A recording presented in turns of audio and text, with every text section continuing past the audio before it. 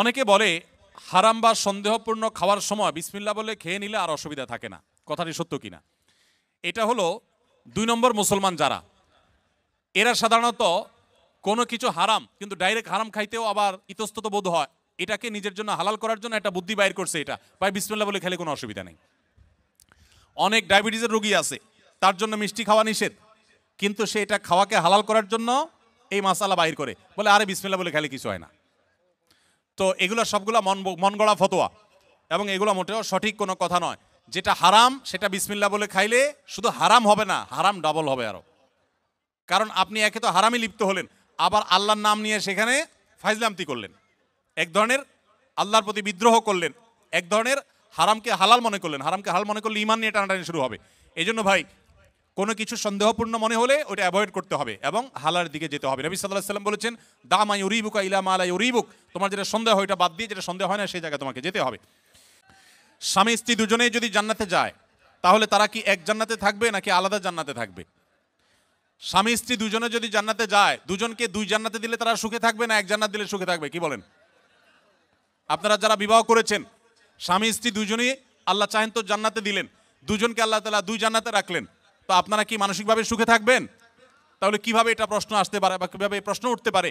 মনে রাখবেন, স্বামী স্ত্রী উভয়ে যদি জান্নাতে যান আল্লাহ তাআলা উভয়কে একসঙ্গে রাখবেন। শুধু তা নয়, জান্নাতে যে হুররা থাকবেন এই হুরদের সবার নেতৃত্বে থাকবেন তার স্ত্রী। এখন আপনি বলবেন যে অনেক মহিলা আমাদের কাছে প্রশ্ন করে লিখে দেয়। একবার এক মহিলা লিখেছিলেন যে ভাই এমন একটা আমল শিখিয়ে দেন যে আমলটা করলে আমার স্বামী জান্নাতে আর যা পাক হুর অন্তত পাবে না। তো আমি উত্তরে বলেছি, দেখুন বোন, দুনিয়াতে যেরকম সতীনের প্রতি একটা দুঃখ কষ্ট জেদ ক্ষোভ এটা থাকে, পৃথিবীর সব মেয়েদেরই থাকে, আল্লাহ এভাবে সৃষ্টি করেছেন, কেউ আসলে শেয়ার করতে চায় না, স্বাভাবিক।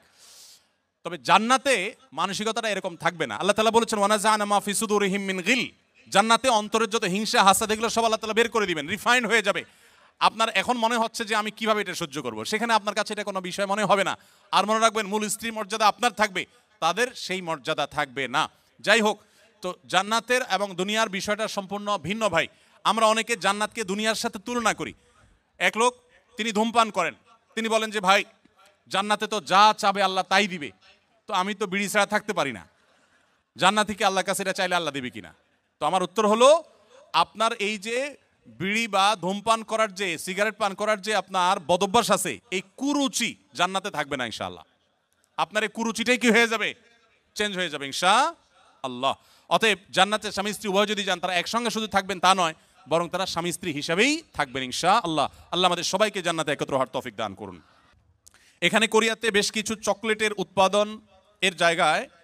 উপাদানের জায়গা লেখা থাকে সাসুগি বা থাক্কুগি, যার অর্থ গরু বা মুরগি, অথবা চকলেটগুলো সফট মিল্ক ফ্লেভারের চকলেট। আদৌ পিওর গরু বা চিকেন আছে কিনা তা বোঝা যায় না, থাকলেও হালাল কিনা আমরা সেটা জানি না। এমন নুডলসও আছে। এরকম চকলেট বা নুডলস খাওয়া আমাদের জন্য হালাল হবে কিনা, প্রশ্নটি লিখেছেন ভাই আবির।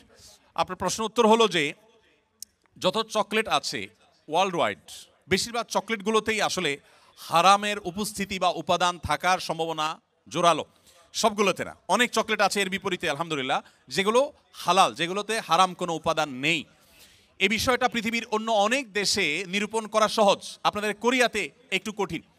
আপনি জাপানে গেলেও দেখবেন যে বিভিন্ন বাজারে, বিভিন্ন সুপার মার্কেটে, বিভিন্ন মার্টে, সুপার মলে, সুপার শপিং মলে আপনি দেখবেন যে চকলেট হোক যে কোনো ফুড হোক, সেখানে স্ক্যান করে চেক করা যায় এটা হালাল কি হারাম, এখানকার উপাদান কি, সব ডিটেল জানা যায়। এবং হালাল সার্টিফিকেশন প্রতিষ্ঠানগুলো খুবই স্ট্রং সেসব দেশে, যার কারণে হালাল সার্টিফিকেশনের উপরে নির্ভর করা যায়। আপনাদের এখানে এখনও সেটা হয় নাই, তবে আলহামদুলিল্লাহ যেভাবে দিন দিন আমাদের প্রবাসী বাংলাদেশি ভাইরা বাড়ছেন, পাকিস্তানি আরাবিয়ান অন্যান্য দেশি ভাইরাও দিন দিন আসছেন, আশা করা যায় অচিরেই ইনশাআল্লাহ কোরিয়াতেও হালাল সার্টিফিকেশনের অথরিটি এরকম গড়ে উঠবে, তখন আপনাদের জন্য সহজ হবে। আপাতত যারা এখানে আছেন আমি তাদেরকে বলবো, আপনি এটার উপাদানের মধ্যে সন্দেহপূর্ণ কোনো কিছু থাকলে সেটাকে অ্যাভয়েড করবেন। মনে রাখবেন, সন্দেহপূর্ণ বিষয়কে অ্যাভয়েড করাটা খুবই জরুরি একটা বিষয়। যেটা আপনি নিশ্চিত হালাল জানবেন শুধু সেটাই গ্রহণ করবেন, আর যেটাকে সন্দেহ মনে হবে সেটা আপনি অ্যাভয়েড করে চলবেন। চকলেট না খেলে কি আমরা মারা যাব ভাই?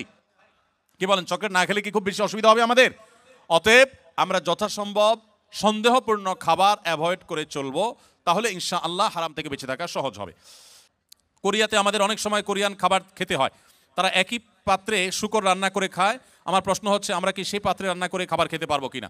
কোনো পাত্রে যদি শূকর রান্না করা হয়, এরপরে সে পাত্রটা ধুয়ে সম্পূর্ণ পরিষ্কার করে, তার কোনো আলামত নাই, নতুন করে সেখানে ধুয়ে পরিচ্ছন্ন করে ভালো তেল দিয়ে যদি হালাল খাবার রান্না করা হয়, সেই খাবার খাওয়া জায়েজ আছে, এটা হারাম না। যদি পাত্র ধুয়ে পরিষ্কার করে রান্না করা, আর যদি না ধোয়া হয় ওই পাত্রে আবার রান্না করা হয়, তাহলে আবার কি হবে না? খাওয়া জায়েজ হবে না। ঔষধের ভিতর যদি শুয়োরের কোনো উপাদান থাকে, তাহলে সে ওষুধ খাওয়া জায়েজ হবে কিনা? যদি কোনো ঔষধে শুকরের কোনো শরীর বা উপাদান থাকে, তাহলে সে ওষুধ সেবন করা জায়েজ হবে না। যদি বিকল্প কোনো ঔষধ থাকে, যদি আল্লাহ না করুক এমন কোনো রোগ হয় যেই রোগের এছাড়া আর কোনো ট্রিটমেন্ট নাই এবং মরণাপন্ন অবস্থা হতে পারে, তাহলে নিরুপায় হলে সেই ব্যক্তির জন্য বহু শর্ত সাপেক্ষে সেটা জায়েজ হতে পারে। কিন্তু যখনই বিকল্প কোনো কিছু আছে, তখন কিন্তু আপনার জন্য হারাম ঔষধ সেবন করা জায়েজ হবে না।